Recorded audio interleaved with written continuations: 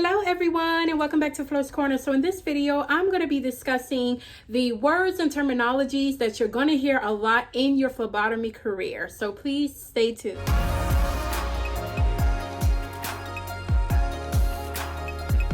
So if you're in the medical field or know about the medical field, then most of these terms and words that we use is normally something you may know about, but this is definitely specific to phlebotomy and what we hear on a daily, what we see or is written on orders and anything to phlebotomy. These are the terms and words that we know and we just should have embedded in our brains while we're a phlebotomist. So number one is going to be venipuncture. You can put this as phlebotomy as well, or blood draws. So pretty much venipuncture just means puncturing of the vein so that you can get some blood.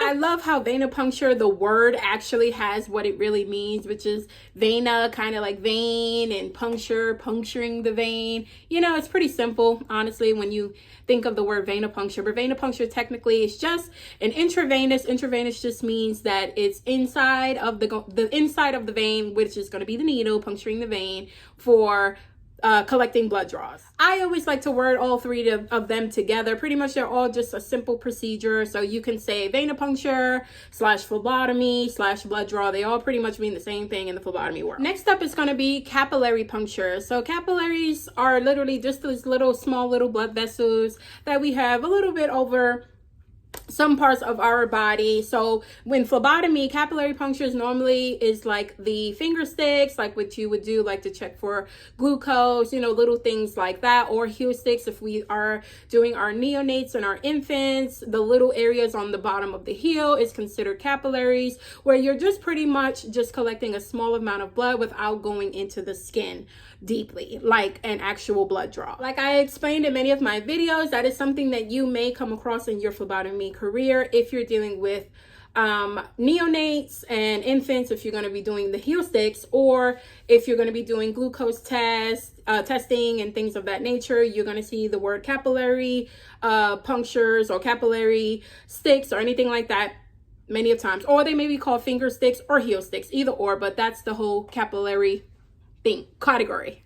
Our next term is going to be stats. Stats just literally mean immediately. So it's one of those things where whenever you have an order for a stat blood draw, it normally is something that has to be done right at the moment. Pretty much it has to be sent off fairly quickly, normally in like 30 minutes of when the order was actually given, because this is something that they need immediately to the lab so that it can be tested, and then they can find what they need to find and diagnose and treat quickly. So anytime you see something on like your Mobi phone or an order that says stat, then that is something that you have to draw this patient fairly quickly or urgently versus anyone else who's like routine or however. And it just pretty much means right now. But that's really what stat is. If they be like, hey Flo, I need you to go on the LICU floor and I need you to go draw that stat, that is something that I have to go right now and then send it back down. That was when I was working in the hospital. It's the same thing in clinics. If they need a stat or anything, it's just something that is urgent and immediately, and you have to get it done right now. Our next term is anticoagulants. An anticoagulant is just literally a substance that prevents the blood from clotting. So what this means is that it just keeps the blood liquid, in liquid form. It doesn't clot and turn into a clot or anything of that nature. It just stays in the tube just like that. So pretty much we have some tubes that we use that are considered anticoagulants, like our sodium citrate tubes, our EDTA tubes, our heparin tubes. Those certain tubes are the ones that when you draw the blood, normally the blood will stay in liquid form. It won't clot at all.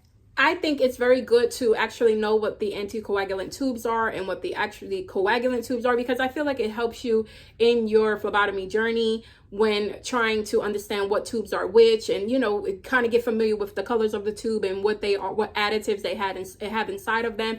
I think it's just best to know literally those type of things. Our next term is going to be coagulants. I like to also put / clot activators. Now, coagulants is obviously the opposite of anticoagulants, which is an additive that is used to clot the blood inside of the tube. You will also see some types of tubes with gel separated tubes with clot activators in them. So pretty much like our red tubes, you know, our SSTs, which is our serum separator tubes, things of that, you will notice that the blood will clot inside of the tube after you are supposed to invert your tube. Our next term is plasma. So plasma is normally when you draw blood into an anticoagulant tube, and don't forget, anticoagulant means the blood did not clot.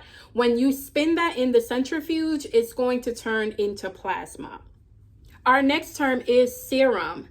Serum is normally comes from when you draw from a tube that had a clot activator. When you centrifuge it, it's going to turn it into serum. So some tests are going to require serum, plasma, or anticoagulated specimens. So normally, you know, you will know when you are in your phlebotomy career what tests that they are asking for, or how it is on the order, what it says particular, whether you need to do a serum specimen, a plasma specimen, or just keep it whole blood before you send it to the laboratory. All of this stuff you'll learn in your whole phlebotomy career. Our next term is going to be fasting specimen. So fasting specimen is just that. It just means that when the patient is coming in, they should have not ate or drank anything in the past 8 to 12 hours, depending on what their doctor may have told them. Most of the time it's between 8 to 12 hours.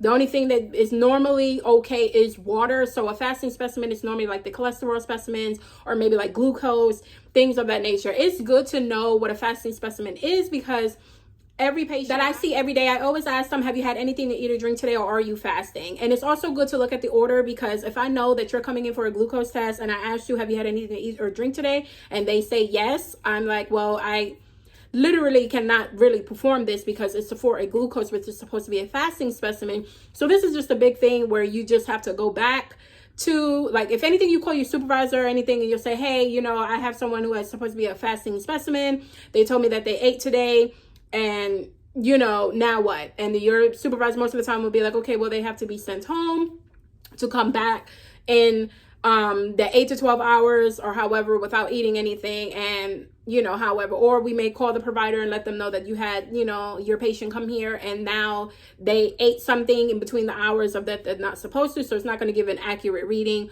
on this certain test. I don't personally like to turn them away. I always like to call my supervisor just to let them know, hey, I have a fasting specimen collection and this patient just told me that they ate, and you know, try to get the word from what your supervisor is going to say so that you can tell this patient. Our next term is going to be centrifuge. So a centrifuge is just pretty much a device. It's like a tool that we use to put our tubes in, where it will spin our tubes in a rapid motion, where it will separate the blood in different parts, like into plasma or into serum. It'll separate. You can sometimes see the red blood cells on the bottom of the specimen.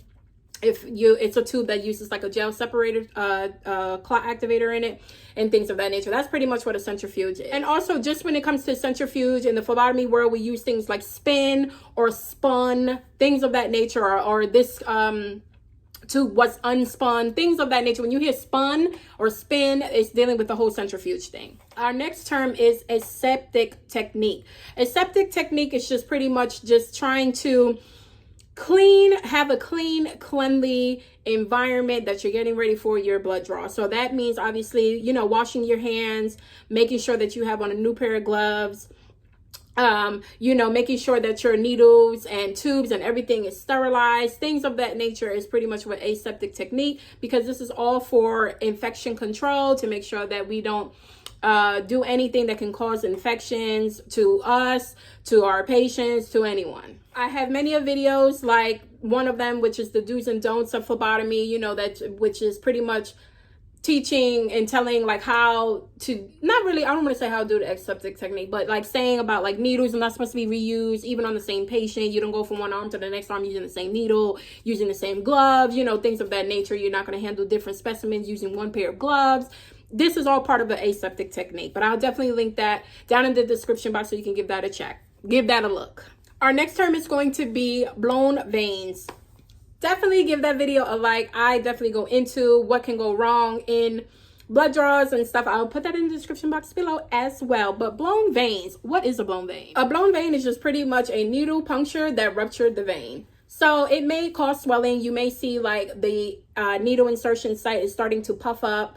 That pretty much means that the needle was inserted maybe too far into the vein, which it punctured outside of the vein, or it was not in the vein enough. This may cause a blown vein. Normally, sometimes it happens from like the wrong needle size. So if they had a small vein and you used a bigger needle, that can cause a blown vein. Or it can be just someone who had really small, fragile veins as well.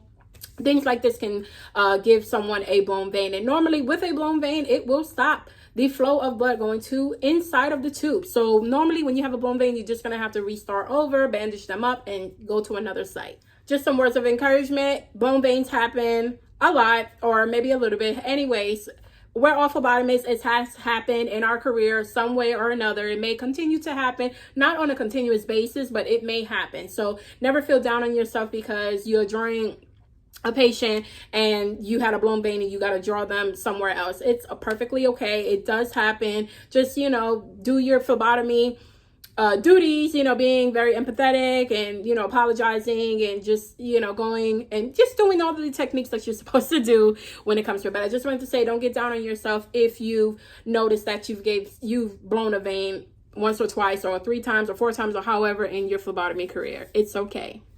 Our next term is going to be hematomas. I've explained this in some of my other videos as well. Hematomas is more like that nasty little purple, blackish, blue, brown, or whatever color you want to call it.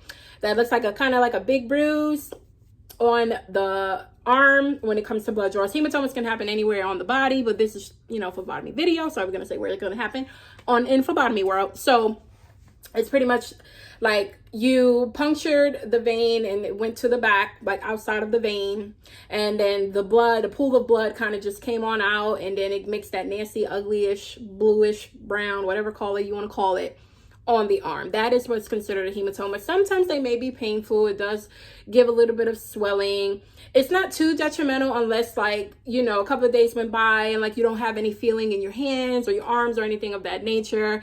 But it is something that does happen. I'm not going to say. There are people I know that do get hematomas just having really fragile skin, really like paper thin skin. They tend to bruise up very badly, more than someone else who has a little bit more thicker skin. So it does happen. Hematomas do happen. They're really not too much life threatening, but most of the time in a couple of days or maybe a week or so, it's just going to be reabsorbed into the body, and then that bruise will go right away. So just a quick tip to prevent hematomas is using the right size needle for the right size veins. Also applying pressure once you remove the needle from the arm. Obviously taking off the tourniquet, apply that pressure, that adequate pressure that you're supposed to kind of get that vein to stop bleeding so it's not pulling out inside of the arm and causing a hematoma.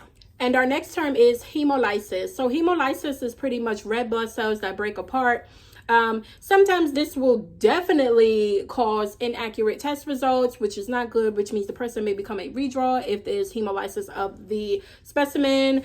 Pretty much hemolysis can be caused by, once again, the wrong size of the needle and the method, not putting it at the angle it was supposed to of the arm, which can cause hemolysis of the specimen as well. That can also cause hematomas as well. There can be an error with collecting, processing, or even transporting can cause hemolysis of a blood specimen. And also something as not letting the alcohol dry on the arm when you rub the area with the alcohol swab and you just went straight into sticking. Not letting that dry can cause hemolysis of the specimen, which can dilute the specimen as well. And here are just some of our honorable mentions. Sharps is pretty much the biohazard containers or the biohazard boxes that you normally are going to see in your whole entire phlebotomy career. You can't really draw blood without having the sharps bins everywhere around you. So the boxes will normally have the red bag, which means biohazard. You can place your needles and anything soaked with blood or any type of specimens or anything like that in those containers versus the regular trash can. So if you hear the word put in the sharps, that's what normally the sharps mean. Other stuff like refrigerated, room temperature, and frozen, you will probably see them, if not the full word, you may see them in abbreviations. So refrigerated would be RF, room temperature RT, frozen would be FZ. Where I work, we do have critical specimens, so it'll be CRT for critical room temperature, CRF for critical refrigerated, and CRZ for critical frozen. So you may see those as well in your phlebotomy career. And this is just where the specimen is supposed to be stored at, whether it's room temperature, refrigerated, or frozen. But I felt that this video was necessary, especially someone trying to go into the field or just coming out and still learning. I feel that, you know, some words you're going to know because of your courses and, you know, things of that nature. But there's certain things that you are going to obviously learn on the job that you may have not gone over in your course, and different phlebotomy jobs, whether hospital, clinics, diagnostic laboratories, are going to have these different words, and some of them are different, but not really. They're really the same. I mean, it's just in the phlebotomy career, this is exactly what the words that you're going to be using. I just wanted to kind of bundle those up a little bit. Obviously, there are way more terms that we can go all the way to like a whole hour video, but I just wanted to cut it short for you guys. And I really hope this video was helpful. Like I said, definitely check out my playlist. I do have playlists. If you're interested in my phlebotomy videos, I have them all on a playlist. If you're interested in any of my other videos, they're all on different playlists on the same category, and there's certain categories, so that you can just continue to watch the videos if you would like to learn more. But I really hope I explained kind of accurately what some of these terms mean. And, you know, if you got something from it, please let me know. Definitely like this video. Leave any comments if you have any questions about anything in the phlebotomy world or anything else that you would like for me to touch up on. If you're new to phlebotomy, hello, hey, how's it going? What you doing? Let's get it. You know, definitely you got this. That is my motto for anyone who wants to come into phlebotomy in any form, way, or fashion. I am here. Definitely ask questions. I try to get back to everyone who leaves comments for me or anything like that. But I really hope this video was helpful, and I hope to see you all in my next video. Bye.